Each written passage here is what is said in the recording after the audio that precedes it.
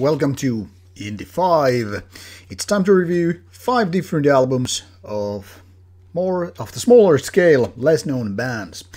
We'll start first with an American band called Darkult, which is also the name of some other bands around the world.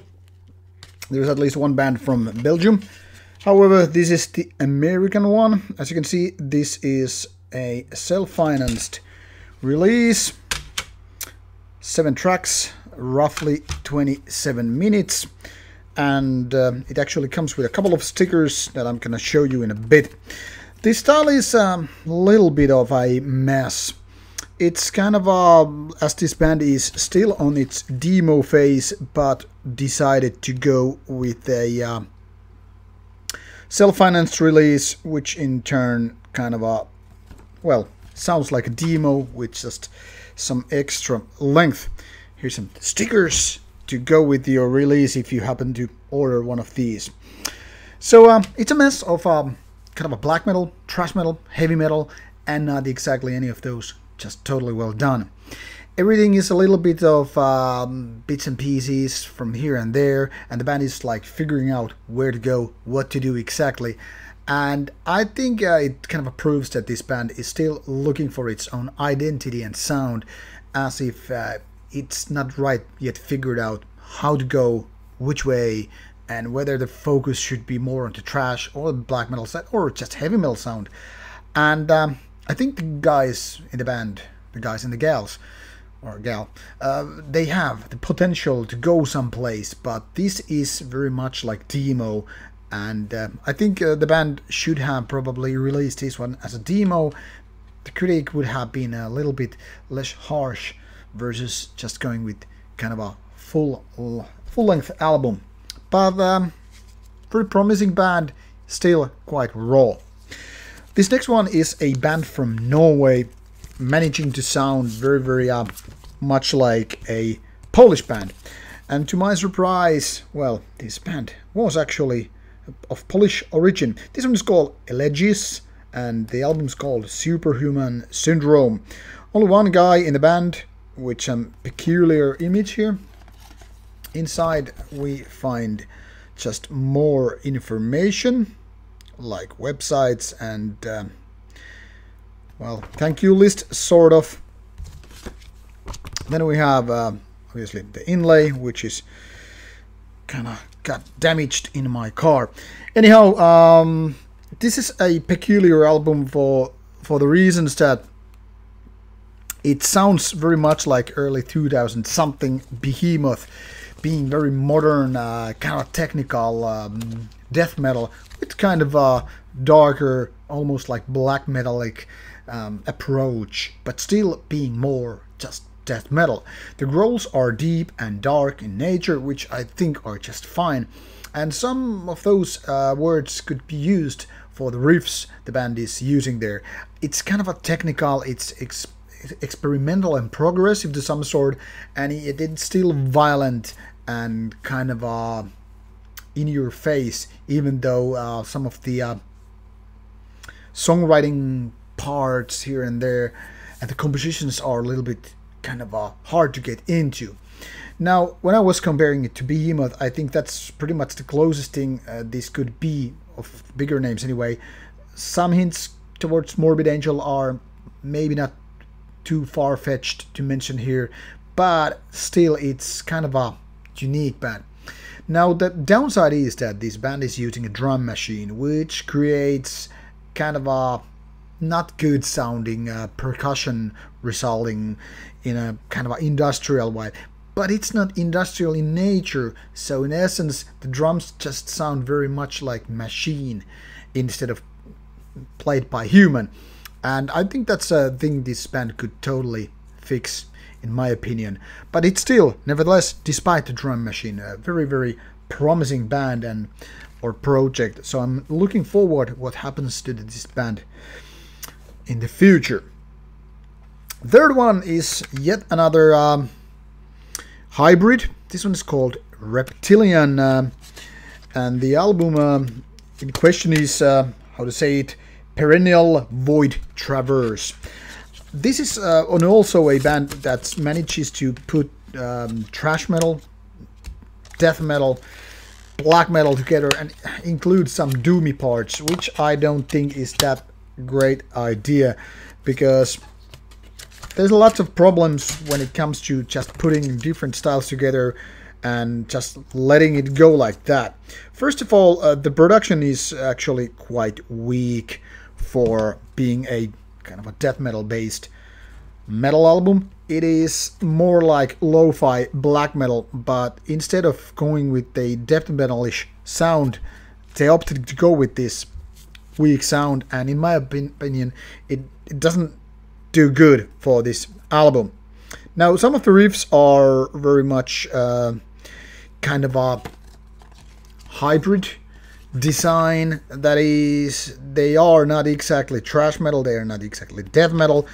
Some of them are more leaning towards black metal here and there, some of them are just more trashy, but it's like bouncing from different corners back and forth, and this creates kind of a chaotic vibe. And now when we go back to this overall sound, the production of the album, I think it's proving itself to be kind of a weak solution, because now it's not favoring any of these styles, which then again kind of makes this album sound way too weak. To be honest, most demos these days sound better than this album, so I don't know what drove these guys to go for this kind of production. I definitely think these guys should focus more on certain styles, because this kind of chaotic stuff isn't gonna appeal most of the metalheads out there. I know some people are just okay with kind of a mix and match kind of a thing, and going on, you know, with different styles, but in my opinion this is not a successful release when it comes to that. It's not outright bad, but very mediocre outcome as like overall. So for selected, acquired, tasted minds only. Now let's take a look at the issue number 4.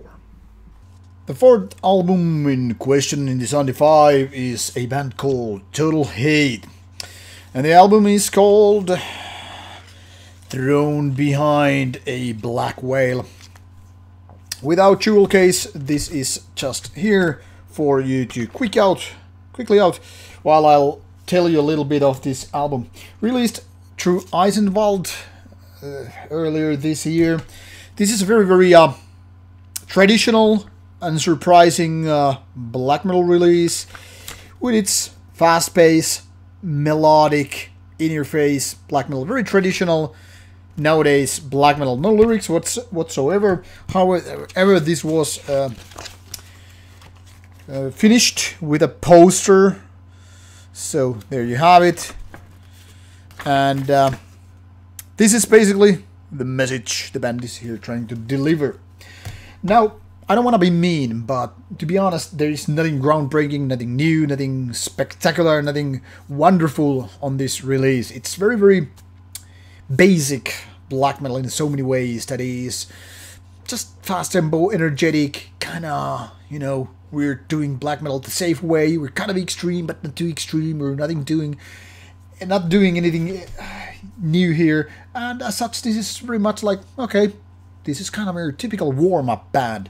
Let's imagine you have some bigger name, and then you have some, I don't know, main warm-up name around size of a horn or something else, and then you would have this one. And this is exactly the feeling what I get this release. You know, it's much like bands like Horna, but not there yet. This is just nice to listen to, but very forgettable. So I don't know which is the exact audience for this kind of album. Kind of like in between the actual good and great albums, but still way better than your mediocre nonsense. I totally urge you to check out the samples, but just be kind of don't expect too much. That is kind of the message here. And the last one is just totally different. This one is from Norway, but it's not black metal. It's Magick Dutch with blades, chains, whips, and fire. Very interesting title. Now, as you can basically judge from the cover, this is not extreme metal album. This is very, very traditional heavy metal. One could even say it's kind of a rock and roll album. Kind of a between hard rock and heavy metal. So it's like basically everything you need to know is right there with no gimmicks and whatsoever. So there you have it, some nice looking digipack. And curious enough, this was released through Etched Circle, which is usually, in my opinion, what I've understand and experienced, it's more like a extreme metal label. So this is a little bit of a surprise. Already released in 2018. This one is very, very traditional. And what I was saying about Total Hate with their black metal, this is very much like the equivalent of heavy metal release to that kind of sense. It's very, very safe. There's no boundaries to be, you know, crossed or fences to be broken. I mean, it's just, you know, heavy metal in a nice way. But is it very catchy? Is it very memorable? Is it filled with hit songs and chorus parts that makes your pants wet?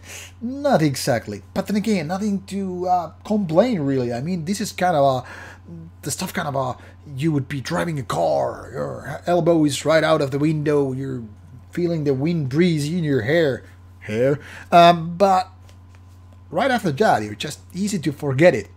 Kind of nice to enjoy. I would imagine this one being kind of an opening act and a local gig for some bigger heavy metal band. But this is not ready to conquer the world. I mean, everything from, you know, the production to basic heavy metal vocals, if you can call it that, it's right there. But is it magical? Is the band actually having the magic touch? Not quite. But those who are just satisfied with your kind of a safe heavy metal hard rock album, there you have it, with some blades and whips and chains and fire.